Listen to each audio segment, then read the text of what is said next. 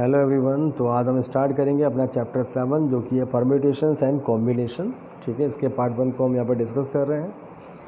तो first of all हम यहाँ पे बात करेंगे परम्यूटेशंस के बारे में। परम्यूटेशन का मतलब होता क्या है, तो ध्यान रखिएगा। परम्यूटेशन का मीनिंग होता है the number of ways of arranging different object. It means अगर आपको कुछ ऑब्जेक्ट्स गिवन है, उन ऑब्जेक्ट्स को आप डिफरेंट तरीके से जब आप अरेंज करते हो तो उनके अरेंजमेंट के जो वेज होते हैं उन्हीं को परम्यूटेशन बोला जाता है।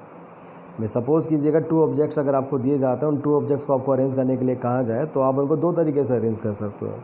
या तो फर्स्ट को लेफ़्ट में रखेंगे, सेकंड को राइट में रखेंगे, या आप सेकंड को राइट में रखेंगे, फर्स्ट को लेफ़्ट में रखेंगे, तो आप 2 ही तरीके से उनको अरेंज कर सकते हो। इसी तरीके से अगर आपको 2 और मोर ऑब्जेक्ट्स अगर आपको दिए जाएँ तो उनको आप कितने तरीके से अरेंज कर सकते हो, तो उनके अरेंजमेंट के जो वेज होते हैं, उनके अरेंजमेंट के जो नंबर ऑफ़ वेज होते हैं, तो उन्हीं को हम बोलते हैं परम्यूटेशन। तो इस टॉपिक में आपको यही बताया जाएगा कि डिफरेंट ऑब्जेक्ट्स को अरेंज करने के जो वेज हैं, दैट मीन्स उनकी जो परम्यूटेशन आप किस तरीके से फाइंड आउट कर सकते हैं। एक एग्जांपल की हेल्प से हम यहाँ पे समझते हैं। Find the total number of ways of arranging the digits in the number 1 2 3, या हम इसको कह सकते हैं और total number form by the digits in the number 1 2 and 3। तो कह रहे हैं कि 1 2 3 जो नंबर है उसकी डिजिट्स को अरेंज करने पर जो टोटल नंबर्स बनेंगे वो कितने होंगे, या उनके डिजिट्स को अरेंज करने के टोटल बेस कितने होंगे, ये आपको फाइंड आउट करना है। या हम ये भी कह सकते हैं 1 2 3 डिजिट को लेकर कितने नंबर्स हम बना सकते हैं। तो देखिएगा, क्योंकि यहाँ पे ऑब्जेक्ट जब 2 और 3 होते हैं तो हम इसको डायरेक्टली भी कर सकते हैं। तो हम यहाँ पर क्योंकि 3 ऑब्जेक्ट्स हैं तो इनको डायरेक्टली आपको अरेंज करके बताते हैं कि किस तरीके से अरेंज कर सकते हैं। भाई एक तरीका तो हमारे पास ये होगा कि हम इनको 1 2 3 इस तरीके से अरेंज कर सकते हैं। 1 को पहले प्लेस पर, सेकंड को मतलब 2 को सेकंड प्लेस पर, 3 को थर्ड प्लेस पर, या इसको हम 1 3 2 लिख सकते हैं। 1 को पहले प्लेस पर रखते हैं, 2 3 को अरेंज कर देते हैं, तो 1 2 3 और 1 3 2 ये दूसरा वे बन जाएगा इनको अरेंज करने का। अब 2 को फर्स्ट प्लेस पर लें और 1 3 को अरेंज करें तो 2 1 3 ये इसका थर्ड नंबर बन जाएगा, या डैट मीन्स थर्ड वे होगा इनको अरेंज करने का। 2 को पहले प्लेस पर फिक्स रखते हैं, 3 1 को अरेंज करते हैं तो ये 2 3 1 ये हमारा फोर्थ नंबर बनेगा, या फोर्थ नंबर ऑफ वे होगा अरेंज करने का। 3 को फर्स्ट नंबर पे लेते हैं, 1 2 को अरेंज करते हैं तो एक तो 3 1 2 और एक 3 2 1। तो कुल मिला के जो 6 वेज हैं, इन 6 वेज से हम 1 2 3 जो नंबर है उसके डिजिट को अरेंज कर सकते हैं। या हम ये कह सकते हैं कि 1 2 3 डिजिट को यूज़ करके कुल मिला के 6 नंबर्स हम बना सकते हैं। तो 1 2 3 डिजिट को यूज़ करके 6 नंबर्स हम इस तरीके से बना सकते हैं। ठीक है, तो 1 2 3 को अरेंज करके आपको नंबर्स बनाने थे, कितने नंबर्स आप बना सकते हैं, तो ये 6 नंबर वहाँ पर ऑब्टेंड हो जाएंगे। आप देखेंगे 1 2 3 को लेकर इनसे और कोई नंबर आप नहीं बना सकते, सिर्फ 6 नंबर यही बन सकते हैं जो आपको यहाँ पर दिखाए गए हैं। तो इस तरीके से हम कह सकते हैं कि 1 2 3 की जो परम्यूटेशन होगी वो यहाँ पर 6 होगी। अब ये जो डायरेक्ट मेथड है वो 2 और 3 ऑब्जेक्ट के लिए तो हम अप्लाई कर सकते हैं, लेकिन जब नंबर ऑफ ऑब्जेक्ट्स ज़्यादा हो जाते हैं 4 5 6 अगर उससे भी ग्रेटर हो जाएँ तो वहाँ पर हम डायरेक्टली उनको अरेंज नहीं कर पाएंगे। तो इसके लिए हमारे पास 2 मेथड्स गिवन है। एक मेथड है हमारा मैथमेटिकल मल्टीप्लिकेशन मेथड और दूसरा है फॉर्मूला। तो पहले हम यहाँ पे बात करते हैं मैथमेटिकल मल्टीप्लिकेशन मेथड के बारे में। तो इसमें क्या करते हैं, हमारे पास जो 3 डिजिट्स हैं 1 2 3, ठीक है। अब इनसे हमें ऑब्टेन करना होगा total number form by the given digits, यानी इन डिजिट्स को लेकर हम कितने नंबर्स बना सकते हैं। ठीक है, तो क्या करेंगे, क्योंकि 3 डिजिट्स हैं तो उनको अरेंज करने के लिए 3 प्लेसेस होंगे। तो 1 बाय 1 करके इन तीनों डिजिट को हम अरेंज करते हैं। सबसे पहले हम 1 को यूज़ करते हैं और देखते हैं 1 को अरेंज करने के कितने वेज हमारे पास होंगे। तो जैसे कि आप देख सकते हैं 1 को जब आप अरेंज करेंगे तो 1 को आप इस बॉक्स में भी अरेंज कर सकते हैं, यहाँ भी अरेंज कर सकते हैं, यहाँ भी अरेंज कर सकते हैं। इट मीन्स 1 को अरेंज करने के आपके पास जो नंबर ऑफ वेज हैं वो हैं 3। इसके बाद सपोज़ कीजिए आपने 1 को यहाँ अरेंज कर दिया, डैट मीन्स ये प्लेस आपके फेल हो गई। इसके बाद आप 2 को अरेंज करते हैं, तो जब आप 2 को अरेंज करने जाएंगे तो 2 को अरेंज करने के आपके पास सिर्फ 2 ही प्लेसेस हैं, या तो यहाँ या यहाँ पर। ये सिर्फ 2 ही प्लेसेस आपके पास 2 को अरेंज करने के लिए हैं। तो it means number of ways of arranging 2, तो 2 को अरेंज करने के हमारे पास वेज होंगे 2। ठीक है, सपोज़ करते हैं हम 2 को यहाँ अरेंज कर दिए। इसके बाद हम 1 को पिक करते हैं और 3 को पिक करते हैं, 3 को हम अरेंज करते हैं। अब जैसे कि आप देख सकते हैं 3 को अरेंज करने के लिए सिर्फ एक ही प्लेस हमारे पास अवेलेबल है, तो 3 को अरेंज करने के वेज होंगे हमारे पास 1। अब टोटल वेज क्या हो जाएंगे, तो टोटल वेज पता करने के लिए हम क्या करते हैं, जो वेज हमने निकाले हैं 1 2 और 3 को अरेंज करने के, उनके आपस में मल्टीप्लाई कर देते हैं। प्लस नहीं करेंगे, उनकी मल्टीप्लाई हम करते हैं, क्योंकि जो हमने ज़रूरी नहीं था कि हम 1 से ही अरेंज करना स्टार्ट करें, हम 2 से भी इनको अरेंज कर सकते थे, 3 से भी इनको अरेंज करना स्टार्ट कर सकते थे। तो डेट्स वाई वो किसी के साथ कोई भी केस हो सकता था। ठीक है, तो इसलिए यहाँ पर जो भी वेज हमने निकाले हैं सेपरेटली इन तीनों डिजिट्स के लिए, उनको लास्ट में हम मल्टीप्लाई करके टोटल वेज निकालते हैं। तो इनको मल्टीप्लाई करके आएगा 3 इंटू 2 इंटू 1 दैट मीन 6। तो ये 6 वे से हम इन डिजिट्स को अरेंज कर सकते हैं डिफरेंट प्लेसेस पर, ठीक है। या हम ये भी कह सकते हैं कि 1 2 3 डिजिट को लेकर जो है टोटल 6 नंबर्स हम इस तरीके से ऑब्टेन कर सकते हैं, ठीक है। तो यही सेम क्वेश्चन हमने डायरेक्टली भी किया था जैसा आपने ऊपर देखा, और इसको हमने यहाँ पर मैथमेटिकल मल्टीप्लिकेशन से भी किया है। सेम क्वेश्चन को अगर हमें फॉर्मूले से करना हो तो किस तरीके से कर सकते हैं, तो आपको बता दें परम्यूटेशन को फाइंड आउट करने का फॉर्मूला होता है ये NPR। ये NPR का मतलब क्या होता है पहले आपको ये क्लियर करें हम। तो N का मतलब है यहाँ पर नंबर ऑफ ऑब्जेक्ट्स, कि कितने ऑब्जेक्ट्स वहाँ पे दिए गए हैं, ठीक है। P का मतलब N का मतलब टोटल नंबर ऑफ ऑब्जेक्ट कितने हैं वहाँ पर। यहाँ जो P है कैपिटल P है, इसका मतलब परम्यूटेशन से होता है, और जो नीचे R लिखा हुआ है उसका मतलब होता है number of objects to be arrange. That means N objects में से आपको कितने ऑब्जेक्ट्स को अरेंज करना है। N का मीन्स टोटल ऑब्जेक्ट्स, P का मतलब परम्यूटेशन, और R का मतलब number of objects to be arrange. यानी N में से R ऑब्जेक्ट्स को परम्यूटेशन करने के वेज हम इसको बोल सकते हैं NPR, ठीक है। अब इसका फॉर्मूला क्या होता है, फॉर्मूला होता है ये, जैसे कि आप देख सकते हैं, इसे हम रीड करते हैं n फैक्टोरियल अपॉन में n माइनस r का होल फैक्टोरियल। तो NPR के लिए फॉर्मूला हम यूज़ करते हैं ये n फैक्टोरियल अपॉन में n माइनस r का होल फैक्टोरियल। ये जो हम साइन यूज़ कर रहे हैं, हालांकि एक्सक्लेमेटरी साइन होता है, लेकिन इसको यहाँ पर मैथमेटिकली हम फैक्टोरियल से इसको रिप्रेजेंट करते हैं। तो इसलिए n फैक्टोरियल अपॉन में n माइनस r का होल फैक्टोरियल। ये इसको हम ऐसे भी लिख सकते हैं। फैक्टोरियल को हम दो तरीके से दिखाते हैं, या तो हम ये सिंबल से दिखाते हैं जो हमने यहाँ पे बनाया, या फैक्टोरियल को हम ऐसे करके भी दिखा सकते हैं।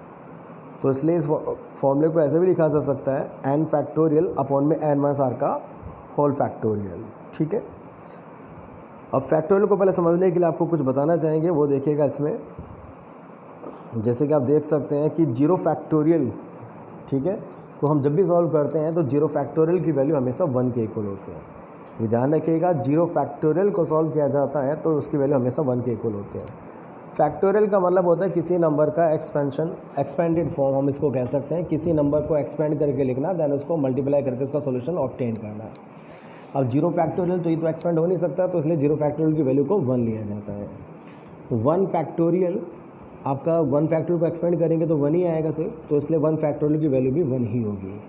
तो ये दो चीज़ आपको ध्यान रखनी है, 0 फैक्टोरियल भी 1 के इक्वल होता है, 1 फैक्टोरियल भी 1 के इक्वल होता है।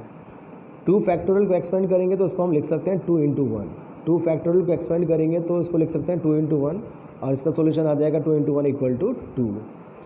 3 फैक्टोरियल को एक्सपेंड करेंगे तो आएगा 3 इंटू 2 इंटू 1, और इसका सोल्यूशन हो जाएगा 6। इसी तरीके से 4 फैक्टोरियल को हम एक्सपेंड करते हैं तो ये आ जाता है 4 इंटू 3 इंटू 2 इंटू 1, और इसका सोल्यूशन आ जाएगा 24, ठीक है। इट मीन्स अगर हम किसी भी नंबर के पीछे या किसी भी डिजिट के पीछे फैक्टोरियल यूज़ करते हैं तो उस नंबर को आपको अप टू द 1 एक्सपेंड करना होगा, देन उसका जो प्रोडक्ट होगा वो इसके फैक्टोरियल की वैल्यू को डिनोट करने का काम करेगा, ठीक है। अब ये फॉर्मूला हम यूज़ करते हैं।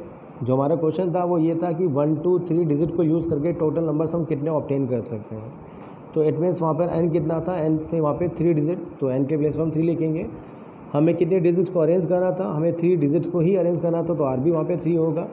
तो हम n और r दोनों के प्लेस पे 3 पुट कर देते हैं। तो n के प्लेस पे भी 3 पुट कर देते हैं, r के प्लेस पे भी 3 पुट कर देते हैं। फॉर्मूला आपको बताया गया था n फैक्टोरियल अपॉन में n माइनस r का होल फैक्टोरियल, ठीक है। यहाँ पर हम n और r दोनों के प्लेस पे 3 पुट कर देंगे, तो कंडीशन बन जाएगी ये 3 फैक्टोरियल अपॉन में 3 माइनस 3 का होल फैक्टोरियल। 3 फैक्टोरियल तो एज इट इज़ रहेगा, लेकिन नीचे आपका डेनोमीटर में 3 माइनस 3 आ जाएगा 0 फैक्टोरियल। 3 फैक्टोरियल को सॉल्व करके लिख सकते हैं हम 3 इंटू 2 इंटू 1। अब 3 इंटू 2 इंटू 1 को सॉल्व किया जाएगा तो यह आ जाएगा 6, 0 फैक्टोरियल 1, तो इसका सोल्यूशन 6 आ गया। तो आप देख सकते हैं हमने एक ही क्वेश्चन को यहाँ पे 3 डिफरेंट तरीके से आपको बताया। डायरेक्टली कैसे कर सकते हैं, मैथमेटिकल मल्टीप्लिकेशन मेथड से किस तरीके से कर सकते हैं, और हम फॉर्मूले से किस तरीके से इसको सॉल्व कर सकते हैं। तो डायरेक्टली करने के लिए तो आपको नहीं बोला जाएगा, क्योंकि ऑब्जेक्ट्स हमेशा आपको 4 या 4 से ग्रेटर ही वहाँ पे मिलने वाले हैं। तो ऐसी कंडीशन में हम जो या तो मैथमेटिकल मल्टीप्लिकेशन मेथड या फॉर्मूले का यूज़ करते हैं जब भी हमें परम्यूटेशन करनी होती है। तो सेकंड एग्जांपल देखिएगा, total numbers of 4 digits formed by the digits 1 2 3 4 assuming that first the repetition of digits is allowed and the repetition of digit is not allowed. तो आपको बताएं जो पहली एक्सरसाइज हमारी परम्यूटेशन की उसमें हमने मैथमेटिकल मल्टीप्लिकेशन मेथड को ही यूज़ किया सॉल्व करने के लिए। तो अभी फ़िलहाल इन एग्जांपल्स को हम मैथमेटिकल मल्टीप्लिकेशन मेथड से ही सॉल्व करेंगे।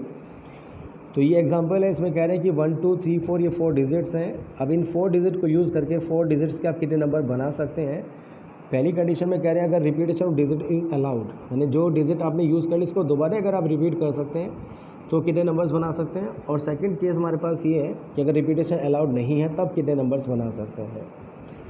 तो गिवन डिजिट्स हैं, जैसे कि आप देख सकते हैं सॉल्यूशन में 1 2 3 4 डिजिट्स हमारे पास है। तो टोटल नंबर 4 डिजिट्स हमें बनाने हैं। तो यहाँ पे 4 ब्लॉक्स बना लेते हैं, जैसे कि आप देख सकते हैं 4 ब्लॉक्स यहाँ पे बने हुए हैं। अब हम क्योंकि एक एक प्लेस के अकॉर्डिंग यहाँ पे इनको फिल करेंगे और देखेंगे किसी प्लेस पे कितने डिजिट आ सकती हैं। ठीक है, तो पहली कंडीशन यहाँ पे लिखा हुआ number of digits can be used on the first place. तो पहले प्लेस पर हम कितने डिजिट यूज़ कर सकते हैं, क्योंकि 4 डिजिट गिवन है तो हम पहले प्लेस पर 4 डिजिट को यूज़ कर सकते हैं।